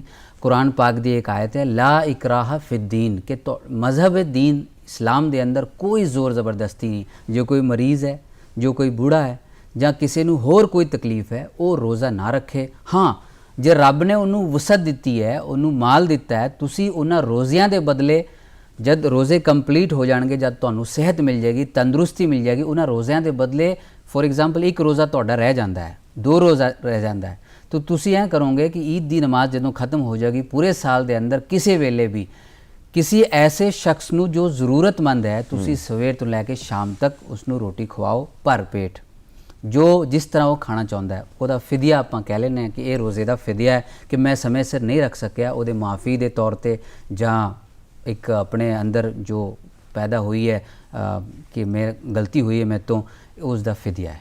ਫਿਦਿਆ ਹੈ, ਬਿਲਕੁਲ। ਜਦੋਂ ਅਸੀਂ ਈਦ ਉਲ ਫਿਤਰ ਮਨਾਉਂਦੇ ਹਾਂ, ਫਿਤਰ ਦਾ ਜੋ ਅਰਥ ਹੈ ਉਹ ਇਹ ਵੀ ਹੈ ਕਿ ਦੂਸਰੇ ਦੀ ਮਦਦ ਕਰਨਾ, ਦੂਸਰੇ ਨੂੰ ਫਿਤਰਾਨਾ ਦੇਣਾ, ਦੂਸਰੇ ਨੂੰ ਜਿਵੇਂ ਆਪਾਂ ਕਹਿੰਦੇ ਆ ਦਾਨ ਦੇਣਾ, ਜਿਸੇ ਜ਼ਰੂਰਤਮੰਦ ਦੇ ਨਾਲ ਖੜੇ ਹੋਣਾ। ਇਹਦਾ ਸ਼ਾਬਦਿਕ ਅਰਥ ਇਹ ਵੀ ਹੋ ਸਕਦਾ ਹੈ? ਬਿਲਕੁਲ ਨਹੀਂ, ਦਰਅਸਲ ਫਿਤਰ ਅਰਬੀ ਦਾ ਵਰਡ ਹੈ। ਫਿਤਰ ਮੀਨਸ ਖੋਲਣਾ, ਖੋਲਣਾ। ਕਿਉਂਕਿ ਅੱਜ 30 ਰੋਜ਼ੇ ਬਿਲਕੁਲ ਇੱਕ ਤਰ੍ਹਾਂ ਸੇ ਖੁੱਲ ਗਏ, ਆਜ਼ਾਦ ਹੋ ਗਏ। ਅੱਜ ਰੋਜ਼ਾ ਰੱਖਣਾ ਇਸਲਾਮ ਧਰਮ ਵਿੱਚ ਹਰਾਮ ਹੈ, ਕਿਉਂਕਿ ਰੱਬ ਵੱਲੋਂ ਸਾਨੂੰ ਇਹ ਕਿਹਾ ਗਿਆ ਵੀ ਅਸੀਂ ਇੱਕ ਨਿਆਮਤ ਤੁਹਾਨੂੰ ਪ੍ਰੋਵਾਈਡ ਕਰ ਰਹੇ ਹਾਂ, ਤੁਸੀਂ ਇਸ ਨਿਆਮਤ ਦਾ ਫਾਇਦਾ ਚੱਕੋ, ਰੋਜ਼ਾ ਨਾ ਰੱਖੋ, ਇੰਜੋਏ ਕਰੋ। ਜੇ ਇਸ ਦਿਨ ਕੋਈ ਰੋਜ਼ਾ ਰੱਖਦਾ ਹੈ ਸਮਝੋ ਹਰਾਮ ਕੰਮ ਕਰ ਰਿਹਾ ਹੈ। ਫਿਤਰ ਖੋਲਣਾ, ਰੋਜ਼ਾ ਖੁੱਲ ਗਿਆ। ਤੁਸੀਂ ਕੀਤੀ ਇਨਸਾਨੀਅਤ ਦੀ ਹਮਦਰਦੀ ਦੀ ਗੱਲ, ਤੇ ਬੇਸ਼ੱਕ ਰੋਜ਼ੇ ਦਾ ਮਕਸਦ, ਈਦ ਦਾ ਮਕਸਦ, ਈਦ ਦੀ ਨਮਾਜ਼ ਦਾ ਮਕਸਦ ਗਮਗੁਸਾਰੀ, ਹਮਦਰਦੀ, ਯਤੀਮਾਂ ਨਾਲ ਮੁਹੱਬਤ, ਬੇਵਾਵਾਂ ਨਾਲ ਮੁਹੱਬਤ, ਮਿਸਕੀਨਾਂ ਨਾਲ ਮੁਹੱਬਤ। तमाम वो लोग जो दुनिया के अंदर तुहानू लगते हैं कि ये लोड़वंद ने, ज़रूरतमंद ने, बेसहारा ने, उन्होंने तमाम लोगों को गलवकड़ी पा के अगे लैके जाना। मैनू तुहाडे गल दे नाल एक गल चेते आ गई कि प्यारे नबी हज़रत मुहम्मद सल्लल्लाहु अलैहि वसल्लम जो इस कायनात दे इस्लाम धर्म विच बहुत उच्चा मकाम रखते हैं कि अल्लाह की ज़ात तो बाद अगर जे कोई ज़ात है तो प्यारे नबी की ज़ात है। ईद का दिन सी, घरों बाहर जा रहे सी, एक ऐसा नबी जिस दे वजूद दे नाल कायनात दा वजूद है, जिस तरह के इस्लाम धर्म का मानना है। उन्हें देखा कि एक छोटा जा बच्चा रो रहा है। ईद का दिन, नमाज की तैयारी, सब जा रहे सी। प्यारे नबी रुक गए, बच्चे नू करीब बुलाया, फरमाया कि की गल है। बच्चा कहता कि मैं ईद की नमाज पढ़नी चाहता सी पर मेरे डैडी इस दुनिया च नहीं ने। प्यारे नबी ने उंगल फड़ी, ਉਹਦੀ ਨਾਲ घर लैके गए, ਉੱਥੇ ਲੈ ਕੇ अपनी मिसिज ਨੂੰ ਕਿਹਾ ਨਾ ਲੈ ਕੇ ਕਿ ਇਹ ਫਲਾਂ ਤੂੰ ਇੰਜ ਕਰ, ਇਸ ਬੱਚੇ ਨੂੰ ਤਿਆਰ ਕਰ। ਫਿਰ ਉਸ ਬੱਚੇ ਨੂੰ ਤਿਆਰ ਕਰਨ ਮਗਰੋਂ ਪੁੱਛਿਆ ਕਿ ਬੇਟਾ ਤੂੰ ਇਹ ਦੱਸ ਈਦਗਾਹ ਤੂੰ ਕਿੱਦਾਂ ਜਾਂਦਾ ਸੀ? तो ਬੱਚਾ ਕਹਿਣ ਲੱਗਾ ਮੈਂ ਆਪਣੇ ਪਿਓ ਦੇ ਮੋਢੇ ਤੇ ਬੈ ਕੇ ਜਾਂਦਾ ਸੀ ਟੌਰ ਨਾਲ। प्यारे नबी ਝੁਕ ਗਏ, ਉਸ ਬੱਚੇ ਨੂੰ ਮੋਢੇ ਤੇ ਉਠਾਇਆ, ਉਹਨੂੰ ਈਦਗਾਹ ਲੈ ਕੇ ਗਏ। ਇਹ ਦਰਸ ਹੈ, ਇਹ ਸਬਕ ਹੈ ਉਹਨਾਂ तमाम ਲੋਕਾਂ ਲਈ ਜੋ ਆਪਣੇ ਆਪ ਨੂੰ ਇੱਕ ਘਮੰਡ ਦੇ ਅੰਦਰ ਚੂਰ ਰਹਿੰਦੇ ਨੇ, ਤਕੱਬਰ ਦੇ ਨਾਲ ਚੂਰ ਰਹਿੰਦੇ ਨੇ, ਹਸਦ ਦੇ ਨਾਲ ਚੂਰ ਰਹਿੰਦੇ ਨੇ ਕਿ ਇੱਕ ਐਸਾ ਇਨਸਾਨ ਜਿਸ ਦੇ ਵਜੂਦ ਨਾਲ ਕਾਇਨਾਤ ਦਾ ਵਜੂਦ ਹੈ। ਤੁਸੀਂ ਉਸ ਬੱਚੇ ਦੇ ਨਾਲ ਦੇਖੋ ਕਿਸ ਤਰ੍ਹਾਂ ਦਾ ਵਤੀਰਾ ਹੈ। ਉਸ ਬੱਚੇ ਨੂੰ ਇਹ ਨਹੀਂ ਅਹਿਸਾਸ ਹੋਣ ਦਿੱਤਾ ਕਿ ਤੂੰ ਅੱਜ ਯਤੀਮ ਹੈ ਨਾ, ਤੂੰ ਅੱਜ ਉਸ ਮੋਢੇ ਤੇ ਬੈਠਾ ਹੈ, ਉਸ ਮੋਢੇ ਤੇ ਬਹਿ ਕੇ ਈਦਗਾਹ ਜਾ ਰਿਹਾ ਹੈ ਜਿਸ ਦੇ ਵਜੂਦ ਨਾਲ ਕਾਇਨਾਤ ਦਾ ਵਜੂਦ ਹੈ। ਸੋ ਅੱਜ ਤੂੰ ਸਭ ਤੋਂ ਵੱਡਾ ਪ੍ਰਾਊਡ ਫੀਲ ਕਰਨ ਵਾਲਾ ਬੰਦਾ ਹੋ ਗਿਆ। ਇਹ ਚੀਜ਼ ਹੈ ਮੇਰੇ ਨਬੀ ਦੇ ਅੰਦਰ। ਬਹੁਤ ਖੂਬਸੂਰਤ, ਬਹੁਤ ਖੂਬਸੂਰਤ। ਸੋ ਬੱਚੇ ਦੀ ਤੁਸੀਂ ਗੱਲ ਕੀਤੀ ਹੈ, ਬੱਚਿਆਂ ਨੂੰ ਤੇ ਖਾਸ ਸ਼ੌਕ ਹੋਏਗਾ ਈਦ ਨੂੰ ਲੈ ਕੇ। ਥੋੜਾ ਦੱਸੋ ਕਿਉਂਕਿ ਅਸੀਂ ਵੀ ਆਪਣੇ ਅੰਦਰ ਦੇ ਬੱਚੇ ਨਾਲ खुश होना चाहते हैं, खेडना चाहते हैं। बच्चे कितना करते हैं? बच्चे देखो जिस तरह ईद की नमाज असी अदा करते हैं 2 रकात, बच्चे भी चूँकि ज़ाहिर उन्होंने पता नहीं होंदा भी की करना होंदा है, पर जिद्दां असी एक वड्डे नूं देख के असी नकल कर रहे होंगे, बच्चे भी साडी नकल करते हैं। क्योंकि ਬੱਚਿਆਂ ਨੂੰ ਅਸੀਂ ਨਕਲ ਕਰਨ ਤੋਂ ਰੋਕਾਂਗੇ ਤੇ ਇਹ ਬੱਚੇ ਉਸ ਮਜ਼ਹਬ ਤੋਂ ਉਸ ਦੀਨ ਤੋਂ ਵਾਂਝੇ ਹੋ ਜਾਣਗੇ। ਫੋਰ ਐਗਜ਼ਾਮਪਲ ਮੈਂ ਆਮ ਤੌਰ ਤੇ ਮਸੀਤਾਂ 'ਚ ਮੰਦਰਾਂ 'ਚ ਜਾਂ ਗੁਰਦੁਆਰੇ 'ਚ ਕਿਤੇ ਵੀ ਜਾਣਾ ਹੁੰਨਾ ਤੇ ਲੋਕੀ ਆਮ ਤੌਰ ਤੇ ਜਿਹੜੇ ਪਾਠੀ ਹੁੰਦੇ ਨੇ ਉਹ ਬੱਚਿਆਂ ਨੂੰ ਕਹਿੰਦੇ ਗੁੱਸੇ ਨਾਲ, ਜਿੱਦਾਂ ਸਾਡੀ ਪੰਜਾਬੀ ਜ਼ੁਬਾਨ ਕਹਿੰਦੇ ਚਲ ਓਏ ਪਰਾ ਹੋ, ਕਹਿ ਦਿੰਦੇ ਨੇ ਆਮ ਤੌਰ ਤੇ ਵੀ ਸਾਈਡ ਹੋ ਜਾ। ਨਹੀਂ, ਅੱਜ ਉਹ ਬੱਚਾ ਜੋ ਗੁਰਦੁਆਰੇ ਅੰਦਰ ਬੈਠਾ ਹੈ, ਹੱਸ ਰਿਹਾ ਹੈ, ਖੇਲ ਰਿਹਾ ਹੈ, ਗੁਰਦੁਆਰੇ ਦੇ ਅੰਦਰ ਗਿਆ ਤੇ ਹੈ, ਮੰਦਰ ਦੇ ਅੰਦਰ ਗਿਆ ਤੇ ਹੈ, ਮਸਜਿਦ ਦੇ ਅੰਦਰ ਗਿਆ ਤੇ ਹੈ, ਗਿਰਜਾ ਘਰ ਦੇ ਅੰਦਰ ਗਿਆ ਤੇ ਹੈ, ਉਸ ਦੇ ਜਾਣ ਨਾਲ ਇਹ ਫਾਇਦਾ ਹੋਏਗਾ ਕਿ ਕਿਉਂਕਿ ਉਹ ਸਾਡੇ ਦੇਸ਼ ਦਾ ਮੁਸਤਕਬਲ ਹੈ, ਉਹ ਸਾਡਾ ਮੁਸਤਕਬਲ ਹੈ, ਉਹ ਸਾਡਾ ਫਿਊਚਰ ਹੈ। ਅੱਜ ਕਿਸੇ ਤਰ੍ਹਾਂ ਇਬਾਦਤ ਗਾਹ ਦੇ ਅੰਦਰ ਚਲਾ ਗਿਆ ਤਾਂ ਕੱਲ ਨੂੰ ਇਬਾਦਤ ਕਰਨ ਵਾਲਾ ਵੀ ਉਹ ਬਣੇਗਾ। ਜੇ ਤੁਸੀਂ ਅੱਜ ਉਹਨੂੰ ਮਾਰ ਕੇ, ਝਿੜਕ ਕੇ, ਡਾਂਟ ਕੇ ਬਾਹਰ ਭਜਾ ਦਿੰਦੇ ਹੋ ਤਾਂ ਉਸ ਬੱਚੇ ਨੂੰ, ਕਿਉਂਕਿ ਬੱਚੇ ਦਾ ਦਿਮਾਗ ਬਹੁਤ ਸ਼ਾਰਪ ਹੁੰਦਾ ਹੈ, ਉਸ ਬੱਚੇ ਦੇ ਅੰਦਰ ਇਹ ਦਿਮਾਗ 'ਚ ਇਹ ਗੱਲ ਆ ਜੂ ਯਾਰ ਇੱਥੇ ਤੇ ਬੰਦੇ ਠੀਕ ਨਹੀਂ, ਉਹ ਫਿਰ ਮਸਜਿਦ ਤੋਂ ਦੂਰ ਹੋ ਜਾਏਗਾ, ਮੰਦਰ ਤੋਂ ਦੂਰ ਹੋ ਜਾਏਗਾ, ਗਿਰਜਾ ਘਰ ਤੋਂ ਦੂਰ ਹੋ ਜਾਏਗਾ, ਗੁਰਦੁਆਰੇ ਤੋਂ ਦੂਰ ਹੋ ਜਾਏਗਾ, ਉਹਨਾਂ ਲੋਕਾਂ ਤੋਂ ਜੋ ਉਸ ਸਮੂਹ ਧਰਮਾਂ ਦੇ ਜਿਹੜੇ ਇਬਾਦਤ ਖਾਨੇ ਨੇ ਉਹਨਾਂ ਦੇ ਅੰਦਰ ਜਾ ਰਿਹਾ, ਉਹਨਾਂ ਤੋਂ ਦੂਰ ਹੋ ਜਾਏਗਾ। ਸੋ ਮੈਂ ਇਹੀ ਬੇਨਤੀ ਕਰਾਂਗਾ, ਅੱਜ ਵੀ ਮੈਂ ਬੇਨਤੀ ਕਰਦਾ ਹਾਂ ਉਹਨਾਂ तमाम ਲੋਕਾਂ ਨੂੰ ਜੋ ਇਸ ਤਰ੍ਹਾਂ ਕਰਦੇ ਨੇ ਉਹ ਨਾ ਕਰਨ। ਬੱਚਿਆਂ ਨੂੰ ਪਿਆਰ ਨਾਲ ਕਿ ਬੇਟਾ ਜੋ ਤੁਹਾਡੇ ਵੱਡੇ ਕਰ ਰਹੇ ਨੇ ਤੁਸੀਂ ਵੀ ਇੰਜ ਕਰੋ। ਉਹ ਆਪਣੇ ਦਿਮਾਗ ਦੇ ਅੰਦਰ ਲੈਣਗੇ ਕਿ ਹਾਂ ਮੇਰਾ ਬਾਪ ਜਪਜੀ ਸਾਹਿਬ ਦਾ ਪਾਠ ਕਰ ਰਿਹਾ ਹੈ, ਮੇਰੀ ਮਾਂ ਆ ਕਰ ਰਹੀ ਹੈ, ਮੇਰਾ ਚਾਚਾ ਆ ਕਰ ਰਿਹਾ, ਕੱਲ ਨੂੰ ਉਹ ਵੀ ਕਰੂਗਾ। ਕਿਉਂਕਿ ਸਮਾਜ ਦੇ ਅੰਦਰ ਅਸੀਂ ਚਾਹੁੰਦੇ ਕਿ ਸਾਡਾ ਜਿਹੜਾ ਬੱਚਾ ਹੈ ਬਹੁਤ ਵੱਡਾ ਬਣ ਜਾਏ। ਅਸੀਂ ਘਰ ਦੇ ਸਾਰੇ ਸਿਸਟਮ ਨਾਲ ਉਹਨੂੰ ਜੋੜੇ ਰੱਖਦੇ ਹਾਂ, ਪਰ ਕਦੀ ਕਿਸੇ ਨੂੰ ਇਹ ਨਹੀਂ ਕਿਹਾ ਕਿ ਬੇਟਾ 10 ਮਿੰਟ ਲਾ ਕੇ ਆਪਣੀ ਧਾਰਮਿਕ ਕਿਤਾਬ ਹੀ ਪੜ੍ਹ ਲਾ ਨਾ। ਮੁਸਲਮਾਨ ਦੇ ਬੱਚਿਆਂ को कुरान पढ़न का टाइम नहीं, किसी को गीता पढ़न का टाइम नहीं, किसी को जपजी साहब का टाइम नहीं पढ़न का, किसी को बाइबल पढ़न का टाइम नहीं। क्यों? क्योंकि साढ़े कोल अजकल दुनिया की जिहड़ी दूजी चीज़ां ने माँ बाप उन्हां ते फोकस करते हैं, धर्म नाल जोड़न की कोशिश नहीं करते। सो असी चाहुंदे कि साडा बच्चा धार्मिक भी हो जाए, असी फिर धर्म नाल जोड़ते भी नहीं। ये साडी बहुत वड्डी कमी है। जी जी जी, धर्म नाल अपने आप नूं भी जोड़ना है। जे असी चाहुंदे कि दुनिया के अंदर अमन आवे, शांति आवे, मानवता आवे, लोग सुखी रहन, चैन दे रहन, तो उन्हां नूं जो लोग आज धार्मिक ने, धर्म दे नाल इंसानियत भी आएगी, धर्म दे नाल हमदर्दी भी आएगी, धर्म दे नाल गमगुसारी भी आएगी, धर्म दे नाल तकवा भी आएगा, धर्म दे नाल परहेजगारी भी आएगी। शर्त यह है कि उस धर्म नूं तुसी धर्म दे एतबार नाल मनो, समझो, पढ़ो ते पढ़ाओ। मतलब जो कुछ समझाया गया उन्होंने प्रैक्टिकली अपने जीवन में उतारो बिल्कुल, ਤਾਂ ਜਾ ਕੇ ਉਹਦਾ ਅਰਥ ਸਮਝ ਆਉਣਾ ਹੈ ਜਦੋਂ ਤੁਸੀਂ ਉਹਨੂੰ ਕਰਕੇ ਵੇਖੋਗੇ, ਆਪਣੀ ਹੱਥੀ ਕਰੋਗੇ।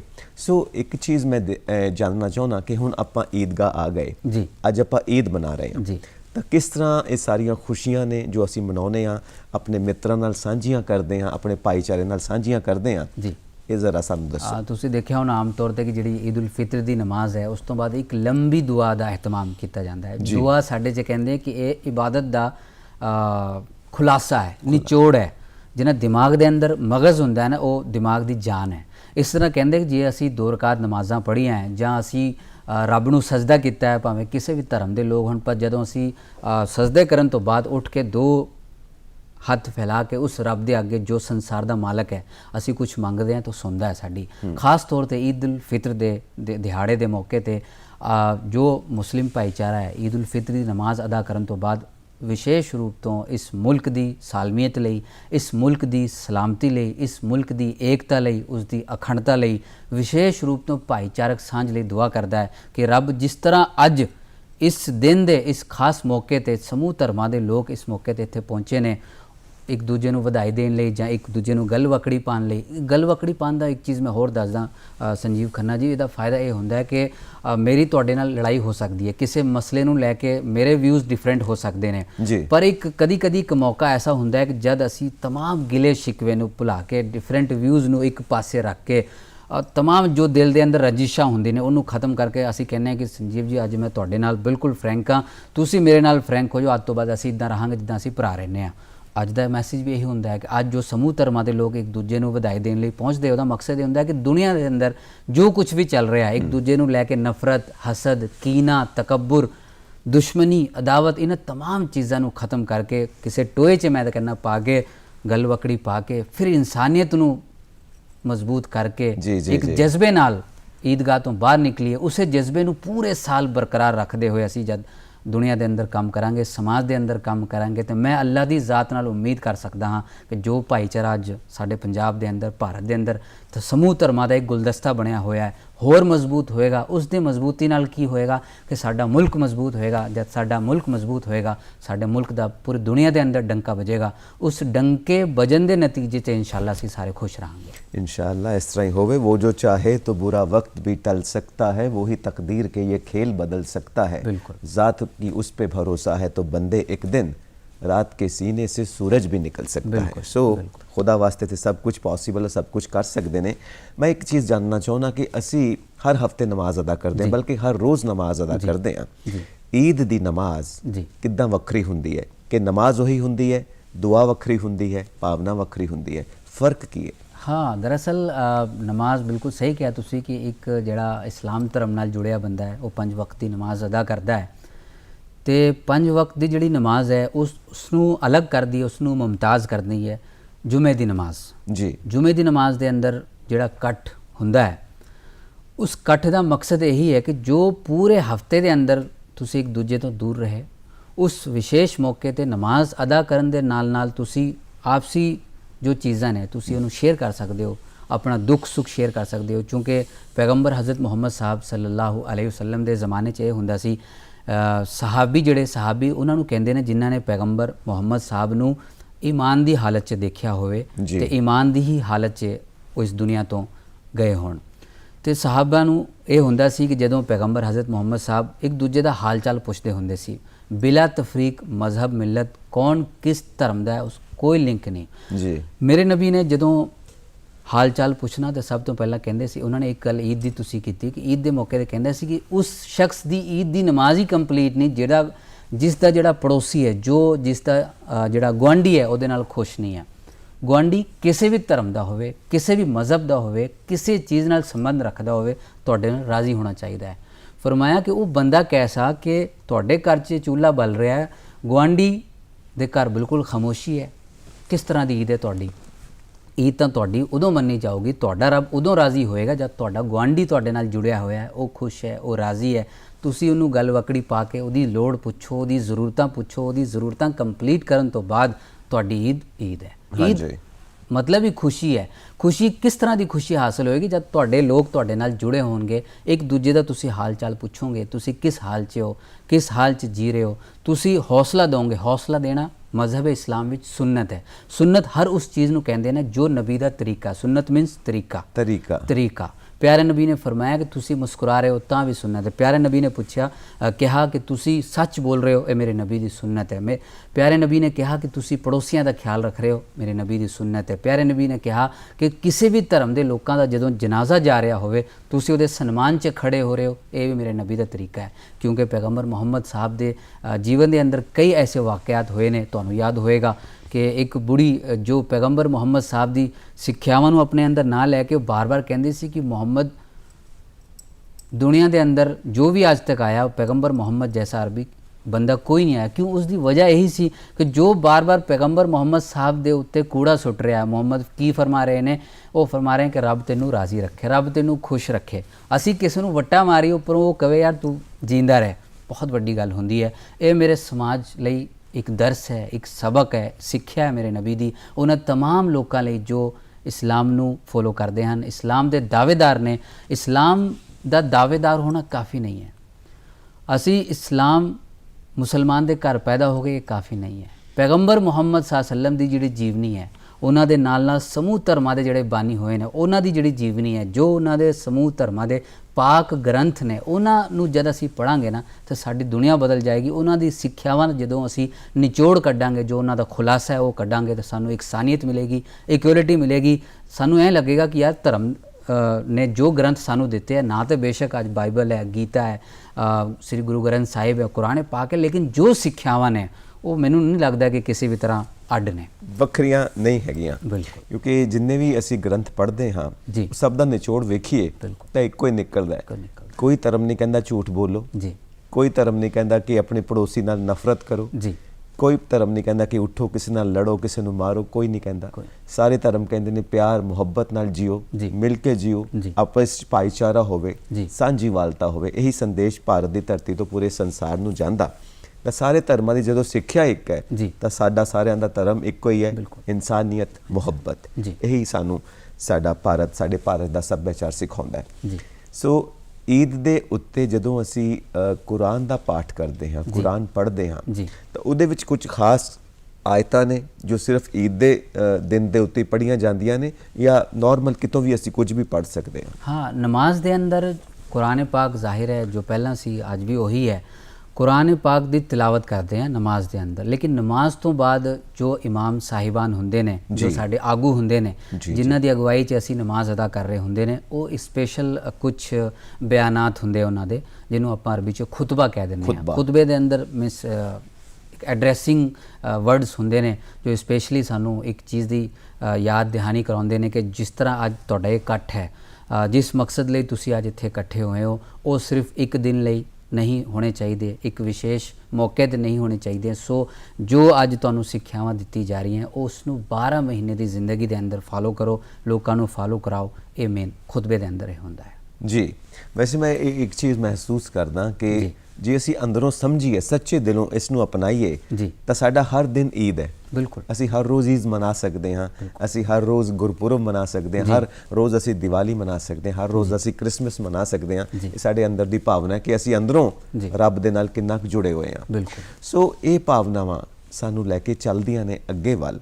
ਸੋ ਇਹ ਸਾਰੀਆਂ ਭਾਵਨਾਵਾਂ ਜਦੋਂ ਈਦ ਵਾਲੇ ਦਿਨ ਤੁਸੀਂ ਅਦਾ ਕਰਦੇ ਹੋ, ਈਦਗਾਹ ਜਾਂਦੇ ਹੋ, ਤਾਂ ਉੱਥੇ ਕਿੰਨੀ ਟਾਈਮਿੰਗ ਹੁੰਦੀ ਹੈ? ਸਵੇਰ ਤੋਂ ਸ਼ਾਮ ਤੱਕ ਉੱਥੇ ਹੀ ਰਹਿੰਦੇ ਹੋ, ਜਾਂ ਉੱਥੇ ਕੁਝ ਪਲ ਬਿਤਾਉਣ ਤੋਂ ਬਾਅਦ ਜਾਂ ਕੁਝ ਸਮਾਂ ਬਿਤਾਉਣ ਤੋਂ ਬਾਅਦ ਫਿਰ ਸਾਰੇ ਜਾਣੇ ਆਪਣੇ ਆਪਣੇ ਘਰੋਂ ਘਰੀ ਜਾ ਕੇ ਆਪਣੇ ਮਿੱਤਰਾਂ ਨੂੰ ਸਭ ਨੂੰ ਮਿਲਦੇ ਨੇ? ਇਹ ਕਿਸ ਤਰ੍ਹਾਂ ਰਹਿੰਦਾ ਹੈ ਸਾਰਾ? ਬਿਲਕੁਲ ਬਿਲਕੁਲ। ਈਦ ਦੀ ਜਿਹੜੀ ਨਮਾਜ਼ ਹੈ ਉਹ ਤਾਂ ਇੱਕ ਮਖਸੂਸ ਵਕਤ ਲਈ, ਯਾਨੀ ਕਿ ਅੱਧਾ ਘੰਟਾ ਤਕਰੀਬਨ ਉਹਦੀ ਨਮਾਜ਼ ਹੁੰਦੀ ਹੈ। ਉਸ ਤੋਂ ਬਾਅਦ ਸਾਨੂੰ ਕਿਹਾ ਜਾਂਦਾ ਕਿ ਜਦੋਂ ਅਸੀਂ ਈਦਗਾਹ ਜਾਂਦੇ ਹੁੰਦੇ ਹਾਂ, ਈਦਗਾਹ ਜਾਣ ਲਈ ਇੱਕ ਰਾਸਤਾ ਜਿਹੜਾ ਜਿਸ ਤੋਂ ਆਪਾਂ ਗਏ ਹਾਂ ਉਸ ਤੋਂ ਹਟ ਕੇ ਦੂਜੇ ਰਾਸਤੇ ਤੋਂ ਆਉਣਾ, ਇਹ ਮੇਰੇ ਨਬੀ ਦਾ ਇੱਕ ਤਰੀਕਾ ਰਿਹਾ ਹੈ ਜਿਹਨੂੰ ਆਪਾਂ ਸੁਨਨਤ ਕਹਿੰਦੇ ਹਾਂ। ਜਦੋਂ ਅਸੀਂ ਈਦਗਾਹ ਜਾਂਦੇ ਹਾਂ ਤਾਂ ਈਦਗਾਹ ਲਈ ਜਿਹੜਾ ਰਸਤਾ ਇਖਤਿਆਰ ਕੀਤਾ ਸੀ ਉਸ ਰਸਤੇ ਤੋਂ ਆਪਾਂ ਦੂਜਾ ਰਸਤਾ ਇਖਤਿਆਰ ਕਰਦੇ ਹਾਂ। ਈਦ ਦੀ ਨਮਾਜ਼ ਅਦਾ ਕਰਨ ਤੋਂ ਬਾਅਦ ਸ਼ੀਰਨੀ, ਜੋ ਆਪਾਂ ਮਿੱਠੀ ਚੀਜ਼ ਜਿਹਨੂੰ ਕਹਿੰਦੇ ਹਾਂ, ਤਮਾਮ ਲੋਕਾਂ ਨੂੰ, ਆਂਢ ਗੁਆਂਢ ਦੇ ਲੋਕਾਂ ਨੂੰ ਸ਼ਾਮਲ ਕਰਕੇ ਵਿਸ਼ੇਸ਼ ਰੂਪ ਤੋਂ ਇਸ ਦਾ ਆਯੋਜਨ ਕਰਕੇ ਇਹਤਮਾਮ ਕਰਦੇ ਹਾਂ। ਅਤੇ ਕੁਝ ਲੋਕ ਉਸੇ ਦਿਨ ਹੀ ਈਦ ਮਿਲਨ ਸਮਾਰੋਹ ਵੀ ਕਰਦੇ ਨੇ। ਈਦ ਮਿਲਨ ਸਮਾਰੋਹ 'ਚ ਆਮ ਤੌਰ 'ਤੇ ਇਹੀ ਹੁੰਦਾ ਹੈ ਕਿ ਸਮੂਹ ਧਰਮਾਂ ਦੇ ਲੋਕ ਇਕੱਠੇ ਹੋ ਕੇ ਇੱਕ ਆਪਸੀ ਭਾਈਚਾਰਕ ਸਾਂਝ ਨੂੰ ਮਜ਼ਬੂਤੀ ਦੇਣ ਦਾ ਕੰਮ ਕਰਦੇ ਨੇ। ਕਿਉਂਕਿ ਆਪਸੀ ਭਾਈਚਾਰਕ ਸਾਂਝ ਜਦ ਤੱਕ ਪੰਜਾਬ ਦੇ ਅੰਦਰ, ਖਾਸ ਤੌਰ 'ਤੇ ਭਾਰਤ ਦੇ ਅੰਦਰ, ਇਹ ਮੈਂ ਸਮਝਦਾ ਕਿ ਮੌਜੂਦ ਹੈ। ਜੋ ਸਾਡੇ ਵੱਡਿਆਂ ਨੇ ਇੱਕ ਤਰੀਕਾ ਬਣਾਇਆ, ਜੋ ਇੱਕ ਰਿਵਾਇਤ ਚਲਾਈ ਹੈ, ਉਸ ਰਿਵਾਇਤ ਨੂੰ ਅੱਜ ਵੀ ਜਿੰਨੀ ਮਜ਼ਬੂਤੀ ਨਾਲ ਮੈਂ ਸਮਝਦਾ ਕਿ ਕਾਇਮ ਕਰਨ ਦੀ ਲੋੜ ਹੈ, ਅੱਜ ਤੋਂ ਇਸ ਤੋਂ ਪਹਿਲਾਂ ਕਦੀ ਲੋੜ ਨਹੀਂ ਰਹੀ। ਕਿਉਂਕਿ ਸਮਾਜ ਹੁਣ ਸਾਡਾ ਜਿਹੜਾ ਹੈ ਟੁੱਟ ਵੱਲ ਜ਼ਿਆਦਾ ਜਾ ਰਿਹਾ ਹੈ। ਇੱਕ ਦੂਜੇ ਨੂੰ ਇਸ ਤਰ੍ਹਾਂ ਪੈਂਦਾ ਹੈ ਜਿਸ ਤਰ੍ਹਾਂ ਬਸ ਇਹ ਸਮਝ ਲਓ ਜਿੱਦਾਂ ਕਹਿੰਦਾ ਪੰਜਾਬੀ 'ਚ ਇੱਟ ਕੁੱਤੇ ਦਾ ਵੈਰ ਹੈ। ਇਸ ਖਾਮੀ ਨੂੰ ਖ਼ਤਮ ਕਰਨ ਲਈ, ਇਸ ਕੜਵੇਪਨ ਨੂੰ ਖ਼ਤਮ ਕਰਨ ਲਈ ਅੱਜ ਦਾ ਜਿਹੜਾ ਤਿਉਹਾਰ ਹੈ ਈਦ ਉਲ ਫਿਤਰ ਦਾ, ਇਹ ਬਹੁਤ ਖਾਸ ਯੋਗਦਾਨ ਅਦਾ ਕਰਦਾ ਹੈ, ਬਿਲਕੁਲ ਉਹਨਾਂ ਤਿਉਹਾਰਾਂ ਵਾਂਗ। ਕਿਉਂਕਿ ਦੇਖੋ, ਜਿਸ ਤਰ੍ਹਾਂ ਤੁਸੀਂ ਦੀਵਾਲੀ ਦੀ ਗੱਲ ਕੀਤੀ, ਗੁਰਪੁਰਬ ਦੀ ਗੱਲ ਕੀਤੀ, ਜਾਂ ਦੀਗਰ ਜਿਹੜੇ ਈਸਟਰ ਵਗੈਰਾ ਦੇ ਤਿਉਹਾਰ ਨੇ ਉਹਨਾਂ ਦੀ ਗੱਲ ਕੀਤੀ, ਉਹ ਮਨਾਉਣ ਨੂੰ ਅਸੀਂ ਕਿਸੇ ਦਿਨ ਵੀ ਮਨਾ ਸਕਦੇ ਹਾਂ। ਪਟਾਕੇ ਲੈ ਕੇ ਤੁਸੀਂ ਅੱਜ ਚਲਾਓ, ਤੁਹਾਡੀ ਦੀਵਾਲੀ ਨਹੀਂ। ਉਸ ਨੂੰ ਇੱਕ ਵਿਸ਼ੇਸ਼ ਦਿਨ ਨਾਲ ਕਿਉਂ ਜੋੜਿਆ ਗਿਆ? ਕਿਉਂਕਿ ਸਾਡੀ ਜਿਹੜੀ ਭਾਵਨਾਵਾਂ ਨੇ ਉਸ ਦਿਨ ਨਾਲ ਜੁੜੀ ਹੋਈ ਕਿ ਅੱਜ ਇਹਦਾ ਇੱਕ ਕੁਝ ਇਤਿਹਾਸ ਹੈ ਜੀ। ਉਸ ਇਤਿਹਾਸ ਨੂੰ ਜਦ ਅਸੀਂ ਸਾਹਮਣੇ ਰੱਖਦੇ ਹਾਂ ਕਿ ਇੱਕ ਦੂਜੇ ਨੂੰ ਅਸੀਂ ਸਾਂਝੀ ਵਾਲਤਾ ਦਾ ਪ੍ਰਤੀਕ ਬਣ ਕੇ ਉਹ ਇਕੱਠ ਨੂੰ ਬੁਲਾਉਂਦੇ ਹਾਂ, ਅਤੇ ਉਹ ਇਹ ਹੁੰਦਾ ਕਿ ਅਸੀਂ ਅੱਜ ਤੋਂ ਇਹ ਚੀਜ਼ ਕਰਨਾ ਹੈ, ਇਹ ਚੀਜ਼ ਛੱਡਣੀ ਹੈ, ਅਤੇ ਨੈਕਸਟ ਟਾਈਮ ਅਸੀਂ ਜਿਹੜੀ ਜਨਰੇਸ਼ਨ ਹੈ ਉਹਨੂੰ ਇਹ ਦੱਸਣਾ ਹੈ ਕਿ ਤੁਸੀਂ ਇਸ ਰਿਵਾਇਤ ਨੂੰ ਜੇ ਕਾਇਮ ਰੱਖੋਗੇ ਤਾਂ ਤੁਸੀਂ ਕਾਮਯਾਬ ਹੋ ਸਕਦੇ ਹੋ। ਮੇਨ ਮਕਸਦ ਇਹੀ ਹੁੰਦਾ ਹੈ। तेरी ज़ात पात कुरान में, तेरा दर्श वेद पुराण में, गुरु ग्रंथ जी के बखान में तू प्रकाश अपना दिखा रहा। तू ही राम है, तू रहीम है, तू करीम कृष्ण खुदा हुआ, तू ही वाहे गुरु, तू यशू मसीह, हर नाम में तू समा रहा। यही सांझी वालता है साडी। सो मस्जिदां नूं खास तौर ते तरीके नाल सजाया भी जाता होएगा, खास कर रात ਨੂੰ ਰੋਸ਼ਨੀ ਕੀਤੀ ਜਾਂਦੀ ਹੋਏਗੀ, ਕੁਝ ਅਜਿਹਾ ਵਾਤਾਵਰਣ? ਹਾਂ ਬਿਲਕੁਲ।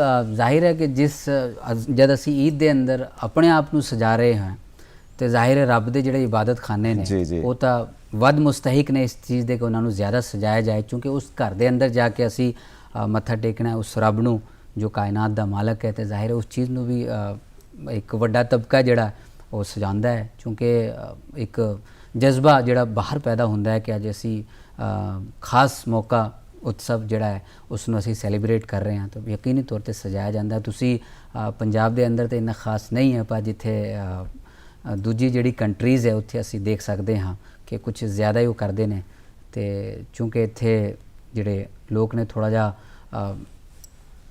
ਕੁਝ ਲੋਕਾਂ ਨੂੰ ਨਾਲ ਲੈ ਕੇ ਚੱਲਦੇ ਆ, ਕਰਦੇ ਆ ਕੁਝ, ਪਰ ਇੰਨਾ ਉਹ ਨਹੀਂ ਜਿੱਦਾਂ ਇਸਲਾਮਿਕ ਕੰਟਰੀਆਂ 'ਚ ਲੋਕ ਕਰਦੇ ਨੇ। ਹਾਂਜੀ ਜੀ। ਸੋ ਈਦ ਦੀਆਂ ਸੇਵਾਈਆਂ ਤਾਂ ਹਰ ਥਾਂ ਤੇ ਇੱਕੋ ਜਿਹੀਆਂ ਹੁੰਦੀਆਂ ਨੇ ਜੀ। ਸੋ ਉਹਦਾ ਮਜ਼ਾ ਜ਼ਰਾ ਲੈਣਾ ਚਾਹੁੰਦੇ ਹਾਂ। ਤੁਸੀਂ ਗੱਲਬਾਤ ਵਿੱਚ ਜ਼ਰਾ ਦੱਸੋ, ਕਿਉਂਕਿ ਅੱਜ ਦੇ ਮਾਹੌਲ ਦੇ ਵਿੱਚ ਉਹ ਸ਼ੀਰ ਨਹੀਂ ਘੁਲਣਾ ਜ਼ਿਆਦਾ ਜ਼ਰੂਰੀ ਹੈ ਜੋ ਈਦ ਦੀਆਂ ਸੇਵਾਈਆਂ ਦੀ ਸ਼ੀਰ ਨਹੀਂ ਹੈ। ਹਾਂ ਬਿਲਕੁਲ ਬਿਲਕੁਲ, ਕਿਉਂਕਿ ਕਹਿੰਦੇ ਵੀ ਅਸੀਂ ਜਦ ਮਿਠਾਸ ਇਸਤੇਮਾਲ ਕਰਾਂਗੇ ਤੇ ਸਾਡੇ ਮੂੰਹ ਵੀ ਮਿਠਾਸ ਨਿਕਲੇਗੀ। ਤੇ ਸ਼ੀਰਨੀ ਵੀ ਤਕਰੀਬਨ ਕਈ ਤਰ੍ਹਾਂ ਦੇ ਬਣਾਉਂਦੇ ਨੇ, ਜਿਹੜੇ ਘਰ ਦੀ ਔਰਤਾਂ ਹੁੰਦੀਆਂ ਨੇ ਤੇ ਉਹ ਤਕਸੀਮ ਕਰਦੀਆਂ ਨੇ। ਤੇ ਮੈਂ ਤਾਂ ਕਹਿੰਦਾ ਕਿ ਉਸ ਸ਼ੀਰਨੀ ਤੋਂ ਜ਼ਿਆਦਾ ਅਹਿਮ ਤੇ ਜ਼ਿਆਦਾ ਜ਼ਰੂਰੀ ਉਹ ਸ਼ੀਰਨੀ ਹੈ ਜੋ ਰੱਬ ਨੇ ਸਾਨੂੰ ਇੱਕ ਜ਼ਬਾਨ ਦੇ ਤੌਰ ਤੇ ਦਿੱਤੀ ਹੈ। ਕਿਉਂਕਿ ਜਦ ਤੱਕ ਸਾਡੀ ਜ਼ਬਾਨ ਦੇ ਅੰਦਰ ਮਿਠਾਸ ਹੈ, ਦੁਨੀਆ ਦੀ ਹਰ ਚੀਜ਼ ਸਾਡੇ ਲਈ ਮਿਠਾਸ ਭਰੀ ਹੋਈ ਹੈ। ਜਦ ਇसी ਜ਼ਬਾਨ ਦੇ ਅੰਦਰ ਕੜਵਾਹਟ ਨਿਕਲੇਗੀ ਤਾਂ ਸਾਡੇ ਵਾਸਤੇ ਜੋ ਸੰਸਾਰ ਹੈ ਉਹ ਪੂਰਾ ਕੜਵਾ ਹੋ ਜਾਏਗਾ। ਤਾਂ ਇਸ ਦੇ ਨਾਲ ਹੀ ਇੱਕ ਛੋਟਾ ਜਿਹਾ ਸੰਦੇਸ਼ ਵੀ ਤੁਸੀਂ ਸਾਡੇ ਦਰਸ਼ਕਾਂ ਨੂੰ ਦੇ ਦਿਓ ਜੀ, ਈਦ ਮੁਬਾਰਕ ਦੇ ਰੂਪ ਦੇ ਵਿੱਚ। ਹਾਂ ਬਿਲਕੁਲ, ਮੈਂ ਇਸ ਵਿਸ਼ੇਸ਼ ਮੌਕੇ ਤੇ ਸਮੂਹ ਦੇਸ਼ ਵਾਸੀਆਂ ਨੂੰ ਜਲੰਧਰ ਦੂਰਦਰਸ਼ਨ ਵੱਲੋਂ ਇਹੀ ਸੰਦੇਸ਼ ਦੇਣਾ ਚਾਹੂੰਗਾ ਕਿ ਜਿਸ ਤਰ੍ਹਾਂ ਅਸੀਂ ਅੱਜ ਇਸ ਮੌਕੇ ਤੇ ਸਮੂਹ ਧਰਮਾਂ ਦੇ ਲੋਕਾਂ ਦੇ ਨਾਲ ਈਦ ਉਲ ਫਿਤਰ ਦੀ ਨਮਾਜ਼ ਅਦਾ ਕਰਦੇ ਹੋਏ ਦੇਸ਼ ਦੇ ਲਈ, ਮੁਲਕ ਦੇ ਲਈ ਅਮਨ, ਸ਼ਾਂਤੀ ਅਤੇ ਆਪਸੀ ਭਾਈਚਾਰਕ ਸਾਂਝ ਲਈ ਦੁਆ ਕੀਤੀ ਹੈ। ਉਸ ਨੂੰ ਮਜ਼ਬੂਤ ਕਰਨ ਲਈ ਹੋਰ ਕਦਮ ਅੱਗੇ ਵਧਾਉਂਦੇ ਰਹੀਏ। ਤੇ ਇਸੇ ਦੇ ਨਾਲ ਨਾਲ ਈਦ ਉਲ ਫਿਤਰ ਦੀ तमाम ਸਮੂਹ ਦੇਸ਼ ਵਾਸੀਆਂ ਨੂੰ ਫਿਰ ਤੋਂ ਮੁਬਾਰਕਬਾਦ। ਤੁਹਾਨੂੰ ਵੀ ਇੱਕ ਵਾਰ ਫਿਰ ਤੋਂ ਈਦ ਮੁਬਾਰਕ। ਤੇ ਅਸੀਂ ਸਾਰੇ ਦਰਸ਼ਕਾਂ ਵਾਸਤੇ ਦੁਆ ਕਰਦੇ ਹਾਂ ਕਿ ਤੁਹਾਡੇ ਉੱਤੇ ਈਦ ਦੀਆਂ ਬਰਕਤਾਂ ਹਮੇਸ਼ਾ ਬਰਸਦੀਆਂ ਰਹਿਣ, ਖੁਦਾ ਦੀ ਰਹਿਮਤ ਹਮੇਸ਼ਾ ਬਣੀ ਰਹੇ। ਬਹੁਤ ਬਹੁਤ ਸ਼ੁਕਰੀਆ। ईद मुबारक। जब हुए पैदा मोहम्मद मुस्तफ़ा,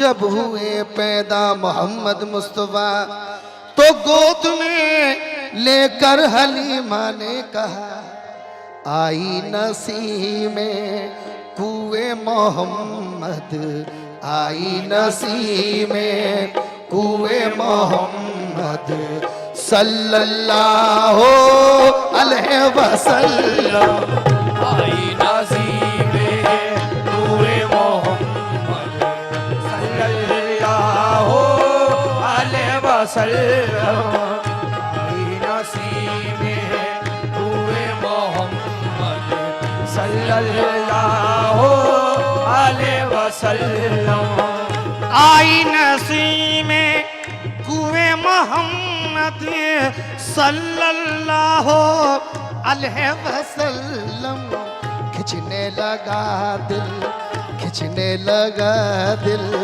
सूए मोहम्मद, खिंचने लगा दिल सूए मोहम्मद सल्लल्लाहु अलैहि वसल्लम, किसने लगा रे सूए मोहम्मद सल्लल्लाहु अलैहि वसल्लम, किसने लगा रे सूए मोहम्मद सल्लल्लाहु अलैहि वसल्लम, किसने लगा रे सूए मोहम्मद सल्लल्लाहु अलैहि वसल्लम, काबा हमारा, काबा हमारा कुए मोहम्मद सल्लल्लाहु अलैहि वसल्लम, काबा हमारा कुए मोहम्मद सल्लल्लाहु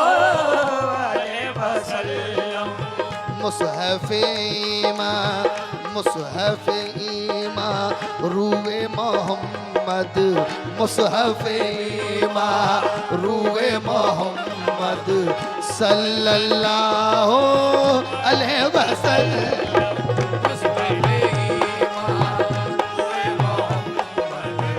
सल्लल्लाहु अलैहि वसल्लम,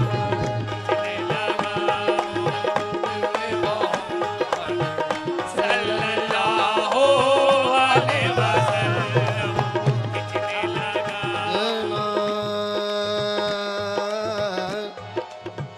निसर जनिप निजर मापा, मापा मरे, मापा मरे, नीरे सा सा